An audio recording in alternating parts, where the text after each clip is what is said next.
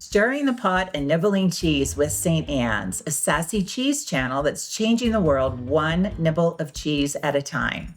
And today in the cheese studio, we have Seth Wade, local artist, art teacher, and a person who has brought our mascot, our cheese mascot, Freddy, to life. But I just let's just go through, Seth, because I met you before COVID. You did. It was a while ago. Yeah. So I lack memory of sort of like what that year felt like 10 years. Oh, sure. Yeah. Okay. You were doing a butter demonstration during the holiday festival that they do at Carillon Park.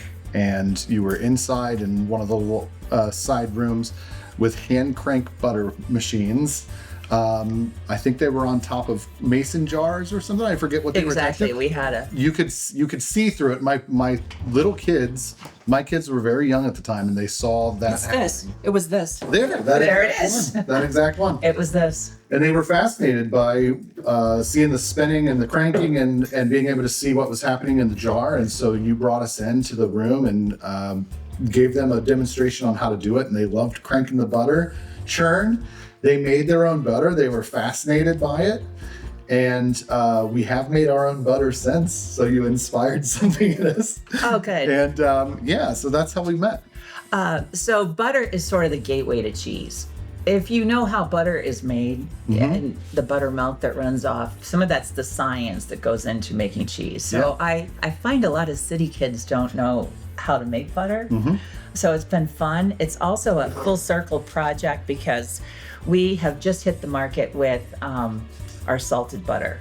Awesome. We actually have an unsalted version too, but we're really happy. We had these in 2-pounders and we just thought that was too big unless you had like a family of 40, so, but we're excited now years later to be pumping out the butter in the stores. Yeah. Back years ago, and I'm really glad I started this, I really wanted to always have the art and artisan cheese. And that comes with like our cheese boards that we want to do something sort of artistic to kind of make the cheese you put on the boards great. So after the butter making, how did you know like you could draw a mouse for my cheese? Well, I've been doing artwork for quite some time, so I can draw things on request. But honestly, I don't. That's where my memory becomes fuzzy. I don't. Yeah, I'm like, you made butter, and I'm like, oh, then he certainly could draw a mouse too. I don't know how that happened. I don't know if I think I might have friended you on Facebook or Instagram, or started following the St. Anne Cheese account, and I think it might have been that way that you contacted me. And then I looked at your artwork. It must have been. I think it was pretty organically formed there. Yeah. And you had reached out to me about a mascot. I came up with the image of Freddy, and I think you named him, and it happened pretty organically. Yeah. So you'll see it again at the beginning. The intro is some of his work. It was like a time lapse drawing, right? That you did Freddy. Yeah, I've been drawing Freddy all this time on my iPad using a program called Procreate. So I use an Apple Pencil and this is even an perfect. iPad. Okay. And that way it gives us the ability to make a lot of edits. It makes it really easy to edit the drawing as you see fit, but also I can do a progressive playback of every stroke of the pen so that you can see the drawing kind of come to life and forms. So you can do that as we go to the next step this year in Freddy's. Of course, yeah. Okay. Everything I draw on that iPad you can see in video form. Some companies in the farm world don't brand. Okay. It's very hard. Like, we have a little bit of a branding on the butter, but not too much. So a lot of food, we're like, we just got to get the food out. We have to make it safe. So we don't have time to do the fun and the branding. But why is that important to, especially a small business? The branding itself? Yeah, to have a logo. Sure. A mascot. Having an identity in general so that it's recognizable when you see it is obviously important with branding, the whole point of it. So that when you're walking through the grocery store and you see that logo or you see that package design, you know exactly where it's coming from and what you're getting. But as far as the mascots go, and honestly with farm And food product things, especially small businesses, they don't necessarily have a budget for, That's true. having all these extras. So their profit margins are low. So they go with as much as they can. They do as much as they can, I guess you could say. When it comes to having a mascot, I mean, you said it. It's just kind of making it fun, giving yourself another recognizable personality out there, another side of the personality of the project that you're working on. One of our missions with St. Anne's is to change the world one nibble of cheese at a time. Mm-hmm. And I've always wanted Freddy. I think he's been in German gear. We have him in Italian, stretchy mozzarella. So he's been kind of international, which goes with the cheese of the season, I guess. So that's been kind of fun, is that internationally I have been able to change him. Yeah. And he kind of goes anywhere. He's a traveler. To meet festivities. I mean, not just internationally, but the festivities that go with that thing. I think we had an Oktoberfest one. Yeah. I think we've had a St. Patrick's Day. A St. Patrick's Day, Fred. Did we do a Cinco de Mayo? I don't know if we didn't do Cinco de Mayo, but it's today. Tomorrow. Star Wars Day, I know. Oh, it's Star Wars Day today. Intergalactic travel. We could do intergalactical Freddy. So this year, I've wanted to. Freddy's lonely. Mm-hmm. All right, he needs like you just said on your iPad, the program for this procreation, I guess, is probably perfect. I just feel like he needs a wife and he needs 2 children. Yeah. So hopefully we're going to have the community name those kids. Okay. But how do we get started? And I know I've talked to you a little bit about AI. Mm-hmm. That I played around with Gemini on my Google. Mm-hmm.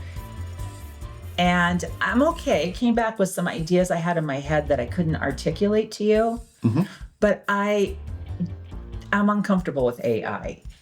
Honestly, I have mixed emotions about it. I think, as a lot of people do. I think a lot of artists like myself are a little more on the hesitant side to use it, being that there are copyright issues, being that it does, in some ways, in some cases, take work out of the hands of the artist. And at the same time, while it's kind of gaining its own skill, it's weird to talk about it as if it's a person, but it's gaining its own skill based on the work that it's taking from artists as examples. So there's, I think artists tend to lean on the negative side towards AI, but I think when the way you used it is probably pretty appropriate when you can't figure out how to say what you want to say. Especially when, like, you were using it as a resource to communicate with me. Yes, because I couldn't say I want his wife to have some elements of a French lady. Right. Right. I didn't even know what that meant. French style. French style. So that I think you're using it right. I think, and artists who do use it, I think the way, at least that I feel comfortable using it personally, I can't speak for other artists, is using it as a starting off point. So, for instance, like to put it in kind of old school terms, painters would use figures as models, right? They would have a figure model come in and stand there and pose, like a model. Sure, just like that. So they would put clothing on them in the type of clothing they would want to see and dress them up in costume, have them hold swords and shields if that was what they were trying to portray, and then they would look at them for the reference.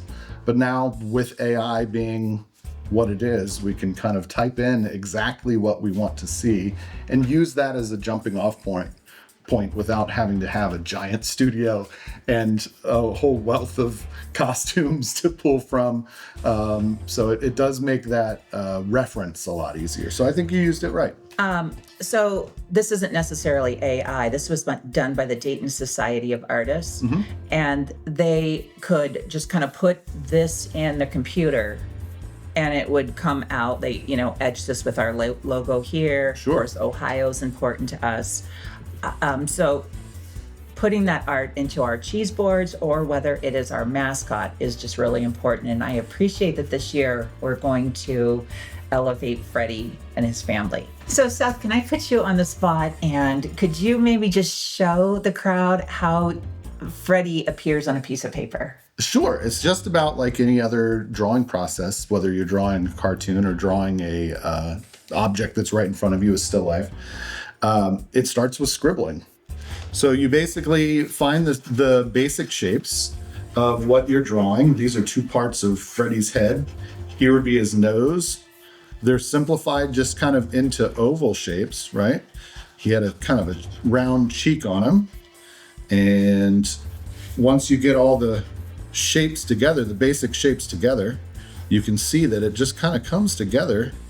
And of course, it's all scribbles, so it's going to be refined, but you add a little bit of value, which value means light and dark, and it helps isolate those shapes a little better, add some detail, and voila, there is something that looks like Freddy. Of course, I would refine it then, and on the iPad, I don't have to worry about erasing those scribbles. So that's where the convenience of the digital technology comes in. But that essentially, with the basic shapes, is Freddy. And you don't get that with AI, do you? You don't get the process like that. I think that with artwork in general, art itself is about the human experience. And no matter how it's coming, no matter what product you're making, whether it's a cartoon for a cheese company or a still life or a portrait of your kids or your grandmother or whoever, whatever you're drawing, it's about the human experience. And that's what you don't get with AI. Can you draw a piece of cheese? Sure. Piece of cheese is the same way. It's just a section of a wheel of cheese. If you're doing the stereotypical wheel of cheese, it's just a wedge of pie. It's part of a circle. So the important part is to have a triangular shape with a round edge. If you'd like to add the sort of vapor holes that show up from Swiss cheese for the cartoony quality of it, those are just circles like that. If you want to get complicated, you can put one on the top and kind of make it angled. And after that, it's just figuring out where the light's coming from, adding a little bit of shading, make them look deep, and add a little bit of drop shadow on the table. If you want some depth, you can put a horizon line in it as if it's the edge of the table. It just can go on forever and ever. Well, thank you very much for helping me change the world one nibble of cheese at a time. My pleasure. And I hope you all enjoyed it. And Seth, thank you. I can't wait to have Freddy's family grow this year. I'm looking forward to it too. Okay.